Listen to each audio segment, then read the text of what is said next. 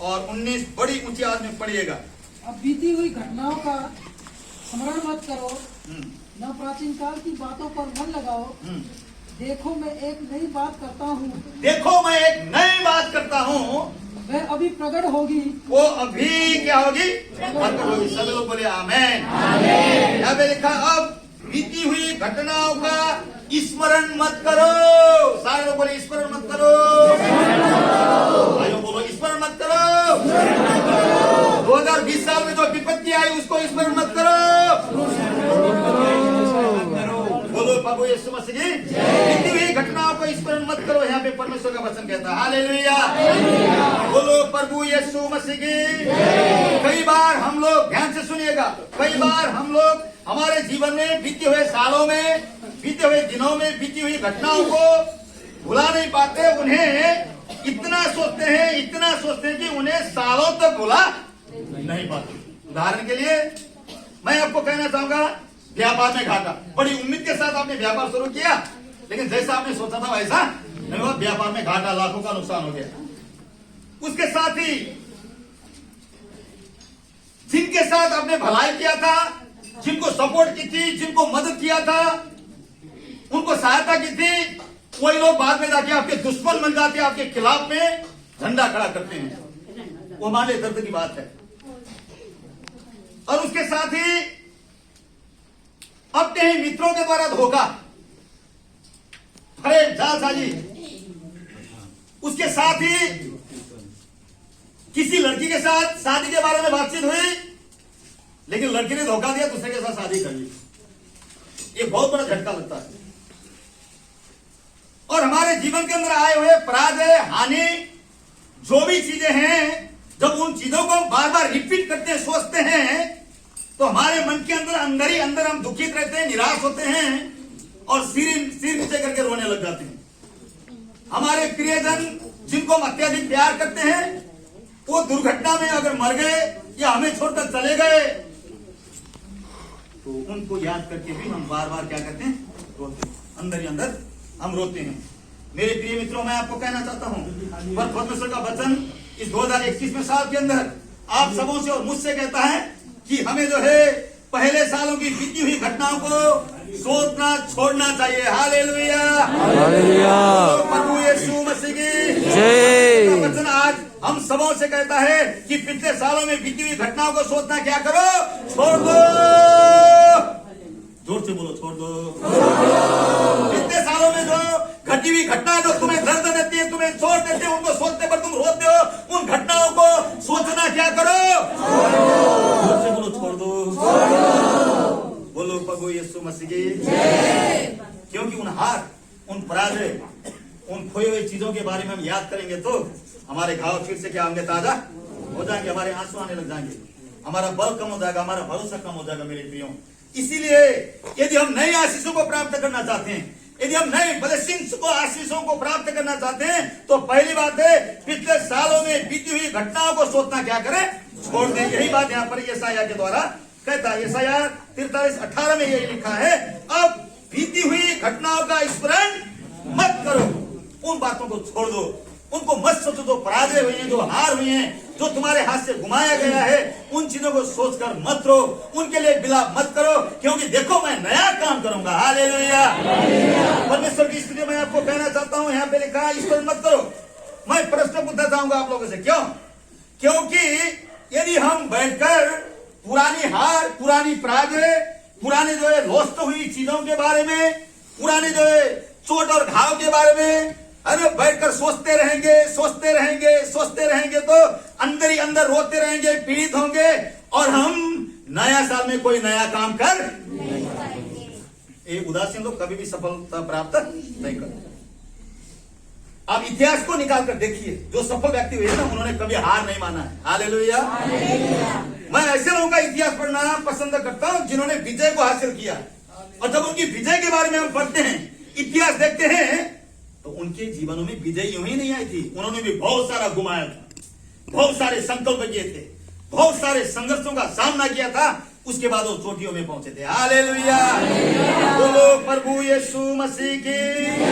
तो मेरे प्रिय मित्रों, अगर यदि हम इस नए साल के अंदर नए आशीषों को प्राप्त करना शुभ दिन देखना चाहते हैं, बड़ी बरकतों को प्राप्त करना चाहते हैं, तो जो पिछले सालों में जो लॉस्ट हुए हैं, जो चीज खो गए हैं, जो चीज आपने घुमाया है, जो बुरे चीज हुए हैं, जिन घटनाओं को आप याद करने के बाद आज भी आप रोते हैं, उन घटनाओं को याद करना क्या करें, छोड़ दीजिए। बोलो पवित्र मसीह, उनको सोचना छोड़ दें। हो सकता है आपके मित्रों ने आपके साथ ठगी मारा, आपको लूटा होगा, हो सकता है आपके भाई ने आपको धोखा दिया होगा, हो सकता है आपके बच्चों ने आपके ऊपर अत्याचार किए होंगे, हो सकता है आपके माँ बाप ने आपके ऊपर बड़ी अन्याय किया होगा, हो सकता है जहां पे आप काम करते हैं वहां पे आपके मालिक ने आपके साथ बड़ा ही बदतमीजी के साथ पेश आया होगा, हो सकता है आपकी नौकरियां छुट्टी होंगी, हो सकता है बड़ा नुकसान आपका हुआ होगा, लेकिन उसी को देखकर रोते ना रहे मेरे प्रियो, आंसुओं को पहुंचे खड़े हो और कहे मैं नया साल में नए कार्यों को करूंगा। हालेलुया।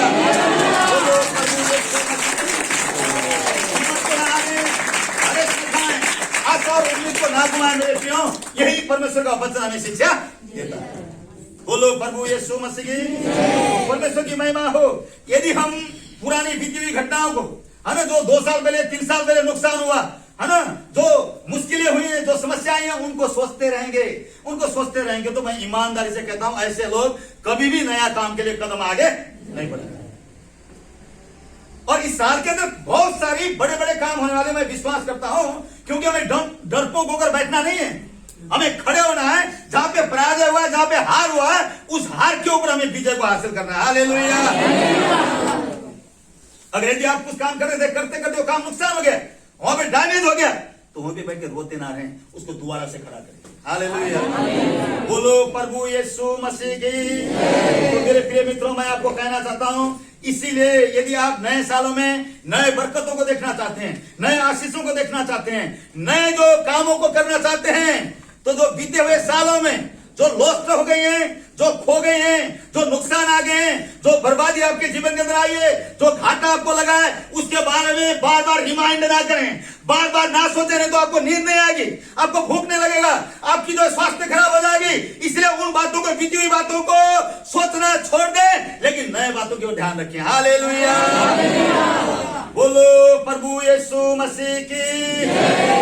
तो मेरे प्रिय मित्रों, मैं तो आपको क्लास दे सकता हूं, शिक्षा दे सकता हूं, सिखा सकता हूं, लेकिन आपकी लाइफ आपके हाथ में। आप इस वचन को फॉलो करेंगे या नहीं करेंगे, ये आपके हाथ में। लेकिन मैंने एक बात को सीखा है कि मैं इन बातों को फॉलो करने की कोशिश कर रहा हूं, मैं संघर्ष करता हूं। मेरे जीवन के अंदर भी बहुत सारी दोस्त हुई हैं, बहुत सारे चोट, बहुत सारे घाव लगे हैं, बहुत सारी ऐसी बातें हुई हैं जिनके कारण मैं कई बार रोया हूं, लेकिन उनके सोचकर बार बार मैं नहीं रहूंगा, बार बार उन बातों को याद नहीं करूंगा मैं, क्योंकि उनको याद करने पर फिर से मेरा चोट क्या होता है, ताजा हो जाता है, मुझे फिर से आंसू आ जाते हैं। इसलिए मैं आंसू आने वाले कामों को नहीं करूंगा। हालेलुया।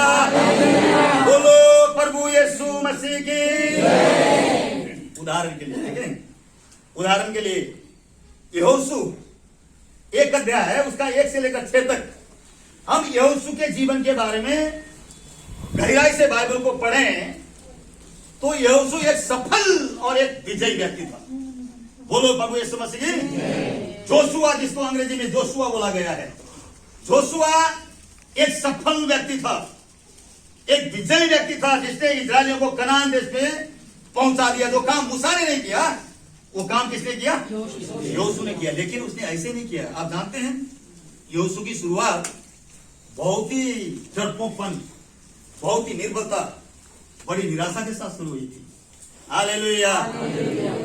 आप जिनको आज देख रहे हैं ना, ऊपर टॉप पे हैं, बड़े बड़े लोग हैं, उनके बारे में इतिहास को पढ़ो थोड़ा सा, वो कहां से पहुंचे वहां तक, कितनी उनको नुकसान उठाना पड़ा है, कितने निंदा सहना पड़ा है, कितने पत्थर खाने पड़े हैं, कई लोग तो कितने साल जेल के अंदर भी रहे हैं, लेकिन उन्होंने साहस को नहीं घुमाया, उन्होंने हिम्मत नहीं हारा। मेरे प्रियो, मैं आपको कहना चाहता हूं, बार बार जो व्यक्ति निराशा के अधीनता में रहते हैं, वो जीती हुई बाजी को भी क्या करते हैं, हार जाते हैं। बाजी जीत ली थी, लेकिन निराश हो गए, हार गए। बोलो पवित्र समझ की। मैं भी कई बार बहुत निराश रहा हूं, बहुत निराश रहा हूं, लेकिन मुझे कुछ सालों से परमेश्वर कह रहा है कि उदास होने से कोई फायदा, अरे जो खो गया जाने दे, लेकिन आगे सोच। हालेलुया। बोलो प्रभु यीशु मसीह की। पढ़िएगा यहोशू उसका 1 अध्याय का 1 से पढ़िए जल्दी से। यहोवा ने दास मूसा की मृत्यु के बाद, यहोवा के दास मूसा की मृत्यु के बाद, हाँ जी, यहोवा ने उसके सेवक यहोशू से, जो नून का पुत्र था, कहा, मेरा यहोवा ने दास तो यहोशू था, उससे क्या कहा? क्या कहा? पढ़ो जोर से। मेरा दास मूसा मर गया है। मेरा दास मूसा क्या गया है? मर गया है। अब बताओ, क्या यहोशू को पता नहीं था मूसा मर गया है? बोलो ना, जोर से बोलो, पता था या नहीं था? लेकिन फिर परमेश्वर यहाँ पे क्यों कह रहा कि मेरा दास मूसा क्या हो गया? मर गया है। परमेश्वर उसको रिपीट करा रहा है। क्यों? क्योंकि यहोशू मूसा की मृत्यु को भुला नहीं पा रहा था। मूसा एक ग्रेट अगुआ था, एक महान परमेश्वर का सेवक था जो कभी हार नहीं मानता था, लेकिन उसने मूसा के जीवन को करीबी से देखा था और मूसा की जो दुख, जो दर्द, जो पीड़ाएं मूसा को झेलने पड़े थे। और अब मूसा मर चुका है, उसके सिर से साया चला गया है। अब जिम्मेवारी यहोशू के ऊपर आ गई, क्योंकि खुदा ने बोला यहोशू दो काम मूसा छोड़ के गया, वो उत्तरदायित्व तो तेरे को लेना होगा।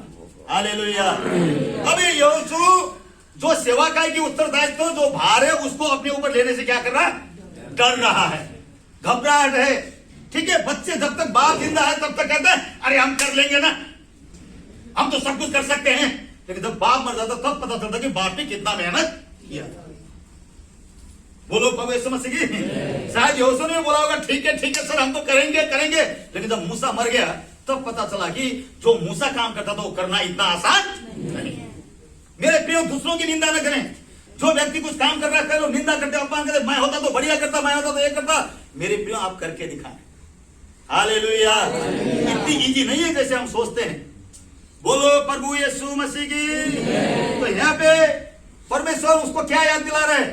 यहोशू, इतने दिन हो गए तू रो रहा है, इतने दिन हो गए तू निराश होकर बैठा है, सिर में हाथ रखे बैठा है, अरे डरा हुआ है। मेरा दास मूसा मर गया है, मरे हुए के लिए मत रो। 1 महीना तूने विलाप किया, 2 महीना तूने विलाप किया, सालों साल तू याद करता था तो कैसे नहीं काम करेगा? मेरा दास मूसा मर गया है, लेकिन तू उठ खड़ा हो, उसके काम को आगे बढ़ा। हालेलुया। बोलो प्रभु यीशु मसीह की। तो परमेश्वर की महिमा, यहाँ पे यही बातें लिखी हुई मेरे प्रियो। यदि हम 2 पद को पढ़ते तो ऐसा है, मेरा दास मूसा मर गया इसलिए अब तू उठ, कमर कस, हिम्मत रख और आगे बढ़, और इस सेवा का भी तू आगे बढ़ाएगा। हालेलुया। मरे हुए व्यक्ति के लिए बार बार मत रो। मूसा को मरे हुए बहुत दिन हो गए, बेटा बोलना नहीं, अभी बोलना नहीं। मूसा को मरे हुए काफी दिन हो गए, तूने विलाप किया, विलाप करने के लिए मैं मना नहीं कर रहा हूं। तूने अरे शोक मनाया, उसके लिए मना नहीं कर रहा हूं, लेकिन शोक मनाने का एक टाइम होता है। 2 महीना 3 महीना तो सालों साल उसके लिए रो रहा है, उसके लिए विलाप कर रहा है। वो मर गया है, मरे हुए के लिए मत रो, तू खड़ा हो। लेकिन जो काम मरे हुए ने छोड़ा है, उस काम को पूरा करने के लिए मैं तुझे प्रयोग करूंगा। हालेलुया। तो मेरे प्रिय मित्रों, मैं आपको कहना चाहता हूं, यहोशू खास करके अपने अगुआ मूसा के मृत्यु को भुला नहीं पा रहा था। वो उन बातों को याद रखता था जब पहाड़ पर प्रार्थना करने गए थे। वो उन बातों को याद करता था जब मूसा ने साथ उसको बपतिस्मा दिया था। वो उन बातों को याद कर रहा था जब वो लोग समुद्र को 2 भाग होते हुए देखा था। शायद वो उन बातों को याद कर रहा था जब वो फलिस्तियों से लड़ाई कर रहे थे। कई सारी बातें उसके मन के अंदर वो खाए जा रही थी। और यहाँ पर यहोशू अपने अगुआ मूसा के मृत्यु को भुला नहीं पा रहा था। यहोशू मूसा के मृत्यु के बाद सेवाकाई के उत्तरदायित्व को अपने ऊपर लेने से क्या कर रहा था? डर रहा था। हालेलुया। क्योंकि उसने बीते 40 सालों तक, कितने सालों तक? 40 सालों तक जंगल में मूसा को विद्रोही इजरायलियों की अगुवाई करते हुए नजदीकी से क्या किया था? देखा था। क्योंकि इजरायली कभी संतुष्ट नहीं होते थे, मूसा के विरोध में गनगनाते थे, कुड़कुड़ाते थे, और कई बार कई लोगों ने मूसा का अपमान किया था। ये सारी बातें यहोशू ने क्या किया था? देखा था। बाप रे बाप, इतने बड़े अभिषिक्त जन को इन्होंने विरोध किया, इतने बड़े सेवक की नहीं मानते हैं, तो मेरी ये क्या सुनेंगे? बाप रे बाप, मैं ये क्या करूं? वो परेशान था। उसने करीबी से देखा था मूसा को, कि मूसा को सेवा के लिए कितनी दर्द सहना पड़ा था, कितना दुख उठाना पड़ा था, कितना पीड़ा सहना पड़ा था, कितनी निंदा और अपमान का सामना करना पड़ा था। वो बड़ी नजदीकी से उसने क्या किया था? मुझे लगता है शायद गिनती की पुस्तक और उसका 11 का 14 15 घर में जाके पढ़ना। वहां पर मूसा क्या करता है? मृत्यु के लिए प्रार्थना करता है। किसके लिए? हे प्रभु, मुझसे अकेला इतना बड़ा भार संभाला नहीं जाता। ये इजराइल लोग कुड़कुड़ाने वाले लोग हैं, कभी मछली मांगते हैं, कभी ये मांगते हैं, इनके लिए मैं कहां से लाके दूं? हे प्रभु, मैं इनको संभाल नहीं सकता, अकेला मेरे बस की बात नहीं है। इससे अच्छा है तेरा अनुग्रह मेरे ऊपर है, तो अब मैं मरना चाहता, तो मेरे प्राण को क्या कर, मृत्यु मांगा। शायद मुझे लगता है यहोशू उस समय चुपके से क्या कर रहा था, देख रहा था, देख रहा था। ये सारी देखने के बाद यहोशू ने सोचा कि अगर मैंने ये सेवा कर तो मुझे भी ऐसा हालत हो जाएगा, भैया ये तो मेरे से होने वाला नहीं है। बोलो प्रभु यीशु मसीह की। मैं ईमानदारी से कहता हूं, आज भी कई पास्टरों के बच्चे सेवा में आना नहीं चाहते। कई पास्टर के बच्चे सेवा में आना नहीं चाहते। क्यों? क्योंकि उन्होंने अपने माँ बाप को जो दर्द, जो दुख उठाते हुए देखा है, जो पीड़ाओं को सहते हुए देखा है, हर जगह हाथ जोड़ के जाना है, जय मसीह की, जय मसीह की, जय मसीह की। कोई गाली भी देगा, जय मसीह की। कहना बहुत आसान है, सेवा सेवा सेवा, लेकिन करना इतना आसान नहीं। कुछ परमेश्वर के सेवक के बच्चे लोग सेवा में आना नहीं चाहते हैं, क्योंकि उन्होंने अपने माँ बाप की हालतों को, बुरे हालतों को देखा, इसलिए कहते हैं कोई नहीं पापा जी, साइड में से मदद कर देंगे, हम सेवा नहीं करेंगे। मैक्सिमम मैंने देखा कि कुछ सेवक हैं, उन्होंने अपने बच्चों को अमेरिका, कनाडा सेटल कर दिया, क्योंकि वो मानते नहीं है, सेवा करने के लिए तैयार नहीं, क्योंकि उनके पापा ने, उनके मम्मी ने जो दुख तकलीफ था उसको देखकर डर जाते हैं। लेकिन मैं आपको कहना चाहता हूं, इस संसार के अंदर यदि कोई सबसे बिग काम, कोई सबसे बड़ा काम है, तो प्रभु यीशु मसीह की सेवा करना। उससे बड़ा सेवा इस संसार के अंदर कोई काम नहीं है। हालेलुया।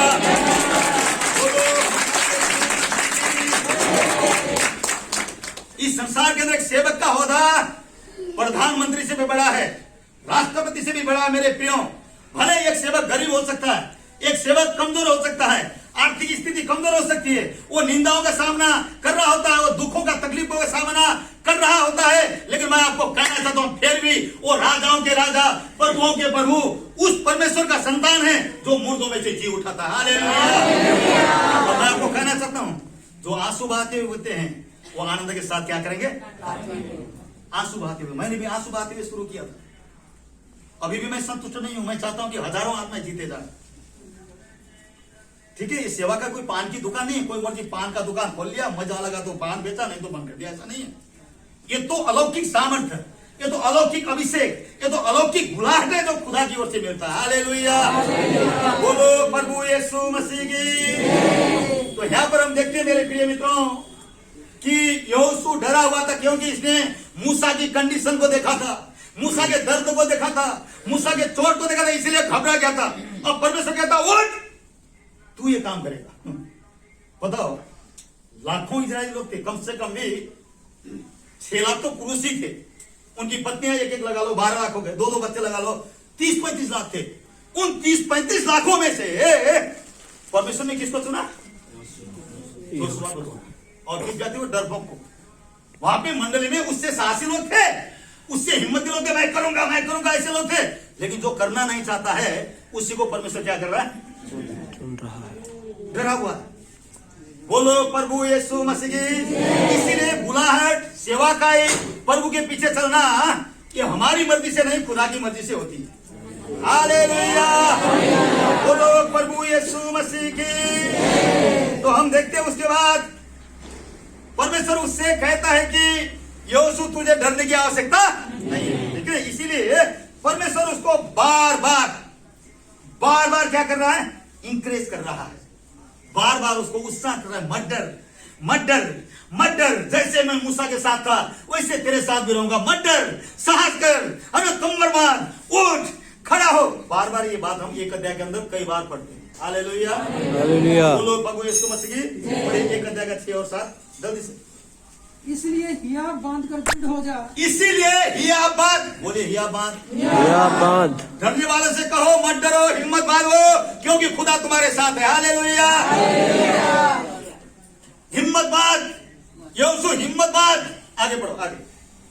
इसलिए ये हियाव बांध कर दृढ़ हो जा, क्योंकि जिस देश के देने की शपथ मैंने इन लोगों के पूर्वजों से खाई थी, जिस देश की देने की मैंने प्रतिज्ञा इन लोगों के पूर्वज अब्राहम से, इसहाक से, याकूब से की थी, उसका अधिकारी तू इन्हें करेगा। उसका अधिकारी मूसा तो नहीं कर पाया, लेकिन तू इनको पक्का कर देगा। हालेलुया।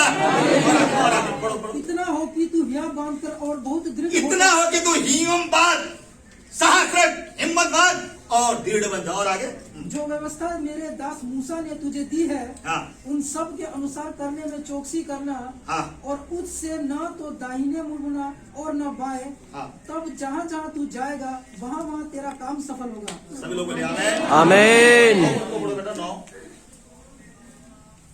क्या मैंने तुझे आज्ञा नहीं दी? क्या मैंने तुझे आज्ञा नहीं दी? हाँ आगे यह बांधकर दृढ़ हो जा। हिम्मत बांध कर दृढ़ हो जा। हालेलुया। कई बार लिखा हिम्मत बांध, कारण डरा हुआ था बंदा, नहीं प्रभु मेरी बस की नहीं है। मूसा को पत्थरवाह करने के लिए तैयार हो गए थे, इतना नहीं नहीं नहीं नहीं, नहीं ये मेरी बस की काम। वो डरा हुआ था, इसलिए मत डर। जैसे मैं मूसा के साथ था ना वैसे तेरे साथ रहूंगा, मैं तेरे साथ रहूंगा। मत डर, भय न खा, तेरा मन कच्चा न हो यीशु, मत डर। बोलो प्रभु यीशु मसीह की हालेलुया। 9 पढ़ो 9 को। क्या मैंने तुझे आज्ञा नहीं दी? हाँ। यह बांधकर दृढ़ हो जा। हिम्मत बांध कर दृढ़ हो जा। भय न खा। भय न खा, भय खाया हुआ था, डर रहा था।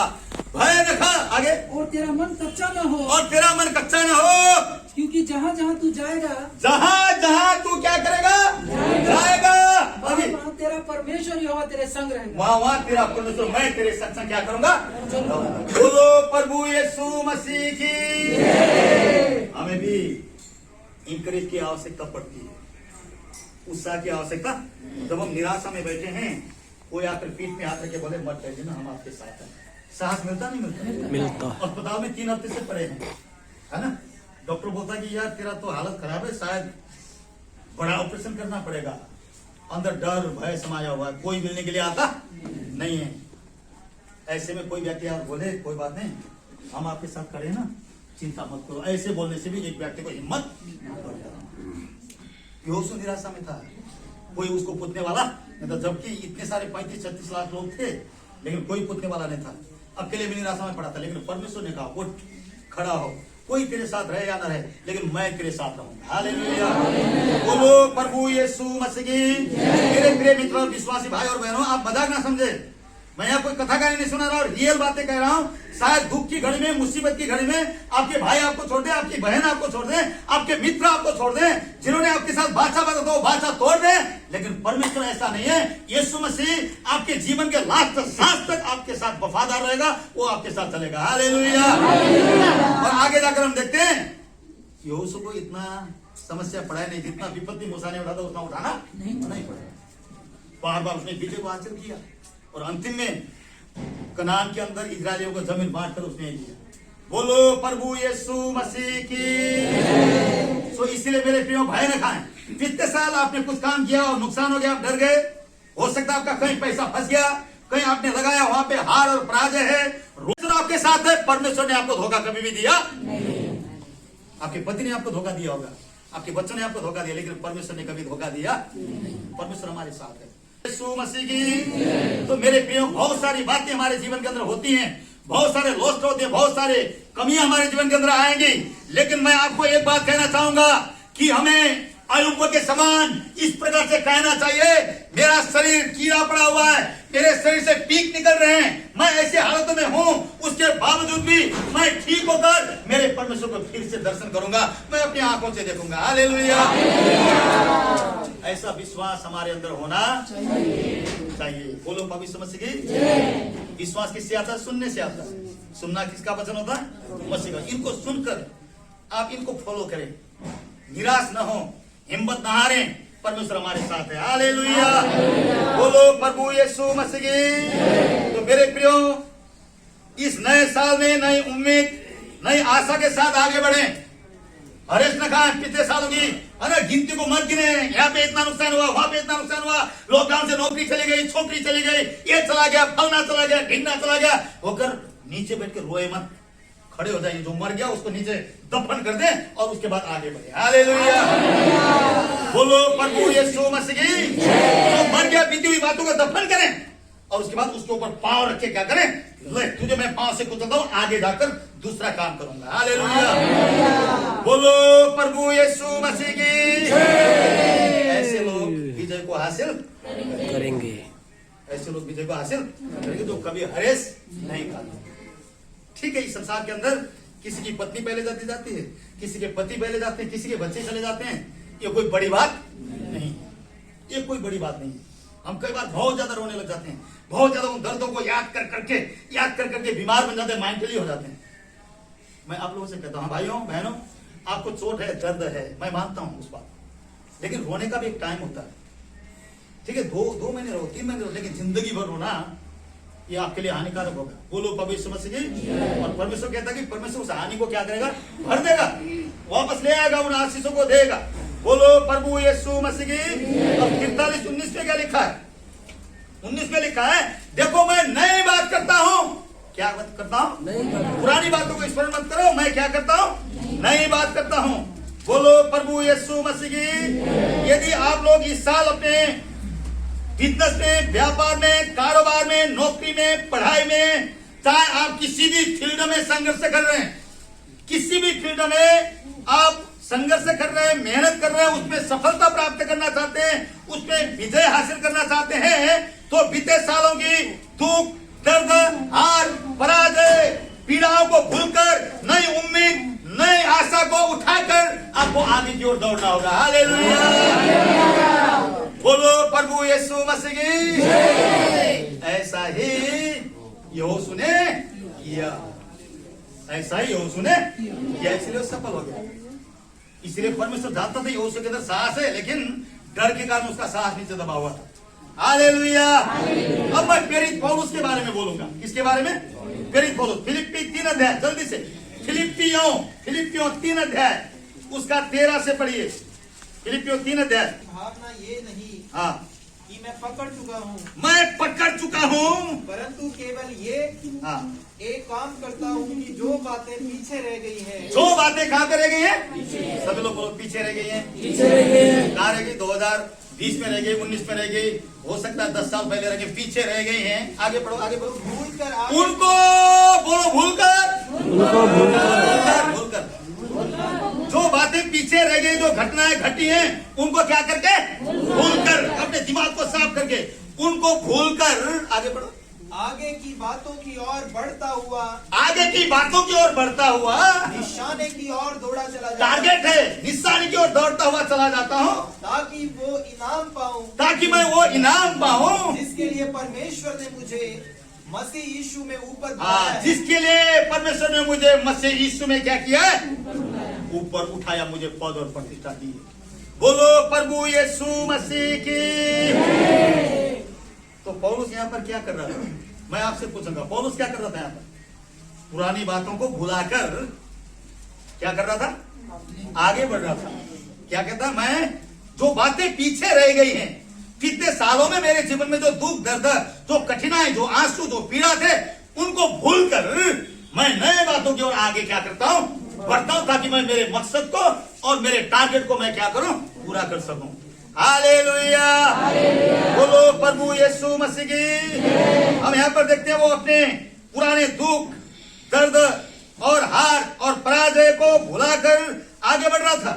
यदि वो अपने दुख दर्द को लेकर जीवन भर रोता रहता तो अपने जीवन में कुछ भी हासिल नहीं कर पाता, कुछ भी काम नहीं कर पाता। मेरे प्रिय मित्रों, यदि हम पौलुस के दुखों को देखें तो उसने बहुत पीड़ाएं सहा। हालेलुया। उसकी पौलुस के दुखों को देखें तो दूसरा कुरिन्थी है ना, दूसरा कुरिन्थी 11 अध्याय निकालिए जल्दी से। दूसरा कुरिन्थी 11वां अध्याय, दूसरा कुरिन्थी 11वां अध्याय, उसका 23 से पढ़िए जल्दी से। हाँ, मैं पागल के समान कहता हूँ, मैं पागल के समान कहता हूँ, मैं उनसे बढ़कर हूँ, मैं उनसे बढ़कर हूँ। यहाँ पे वो दूसरों से तुलना कर रहा है कि दूसरे कहते हमने यीशु के लिए दुख उठाया, एक वो कहता है कि उनसे बढ़कर मैंने दुख उठाया। हालेलुया। अब यहाँ पे गिने हैं उसके दुख क्या कहते हैं, पढ़िए। अधिक परिश्रम करने में, अधिक परिश्रम करने में। पौलुस अत्यधिक परिश्रमी व्यक्ति था। वो तंबू बनाया करता था, और तंबू बनाने का काम इतना इज्जतदार नहीं है। वो एक बहुत बड़ा बिग मैन था, खास करके देखा था तो एक प्रेरित पद था, लेकिन वो तंबू बनाने में शर्माता नहीं था, संघर्ष करता था। इसके लिए पेट के लिए। हालेलुया। परिश्रमी व्यक्ति ही सफलता हासिल करते, ध्यान रखना। बोलो प्रभु यीशु मसीह की। हाँ, पढ़ो पढ़ो। अधिक परिश्रम करने में, और आगे बार बार कैद होने में, बार बार गिरफ्तार होने में, यीशु के प्रचार करने के कारण, पढ़ो, कोड़े खाने में, कोड़े खाने में, बार बार मृत्यु के जोखिमों में, बार बार मृत्यु के मुंह में जाते जाते बच गया। 5 बार बार मैंने यहूदियों के हाथ से हाँ। 39 कोड़े 5 बार मैंने यहूदियों के हाथ से कितने कोड़े? यीशु को कितना मारे गए थे? सिर्फ 39। लेकिन पौलुस को कितने मारे गए? 195। उसको इतने कोड़े मारे गए थे, फिर भी वो सहता रहा। हालेलुया। और आगे, और आगे। 3 बार मैंने बेंतें खाई, 3 बार मैंने बेंतें खाई, 1 बार मुझ पर पथराव किया एक- गया, बार बार उपवास करने में, बार बार उपवास रखने में, जाड़े में, जाड़े में, उघाड़े रहने में उघाड़े रहने में, और अन्य बातों को छोड़कर, अन्य बातों को छोड़कर, जिनका वर्णन मैं नहीं करता, जिनका वर्णन मैं नहीं करता, सब कलीसियाओं की चिंता प्रतिदिन मुझे सब कलीसियाओं की चिंता प्रतिदिन मुझे क्या करती है? सताती है। मैं किसके दुख से दुखी नहीं होता। यदि मुझे घमंड ही करना आवश्यक है तो मैं अपनी निर्बलता की बातों के ऊपर घमंड करूंगा। हालेलुया। तो मेरे प्रियो, अगर इतने सारे दुख, इतने सारे पीड़ा पौलुस के ऊपर आए थे, अगर उन पीड़ा को लेकर बैठा रहता तो वो प्रेरित होता? नहीं, वो पीड़ा को भूल गए। आज कई बहन लोग यहाँ पे बैठे हैं, 20 साल पहले उनके पति ने अन्याय किया था, आज तक भूले नहीं।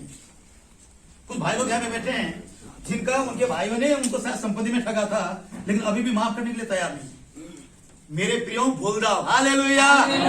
ये दुनिया पापी है, फरेबी है, मतलब ये दुनिया में लोग तोड़ देंगे, घाव देंगे, ठगेंगे, लूटेंगे, उल्टे उल्टे काम करेंगे। उन बातों को लेकर निराश होकर मत बैठो, उन बातों को भूल जाओ, उन लोगों को माफ कर दो। और देखो, मैं आपको कहना चाहता हूं, प्रभु आपके जीवन के अंदर नए आशीषों को उंडे लेगा। हालेलुया।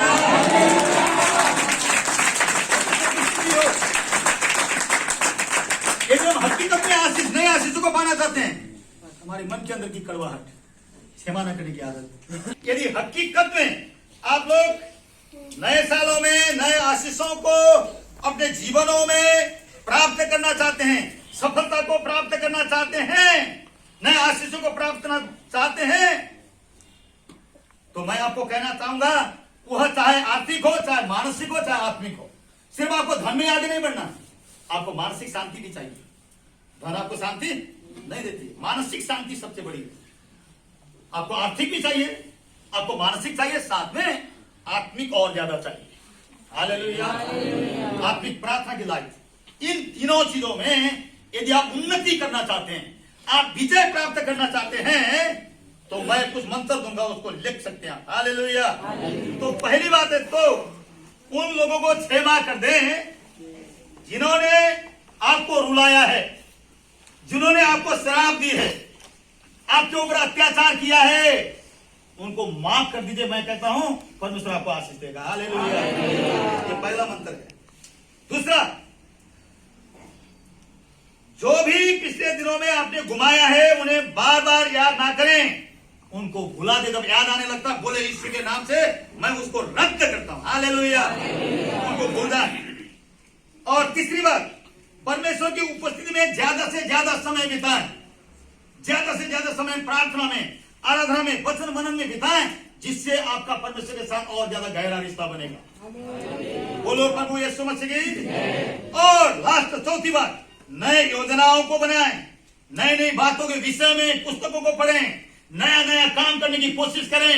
और मैं आपको कहना चाहता हूं, जो लोग ऐसा कोशिश करेंगे, प्रभु उनको विजय देगा। हालेलुया। हिम्मत ना हारें, हिम्मत ना हारें।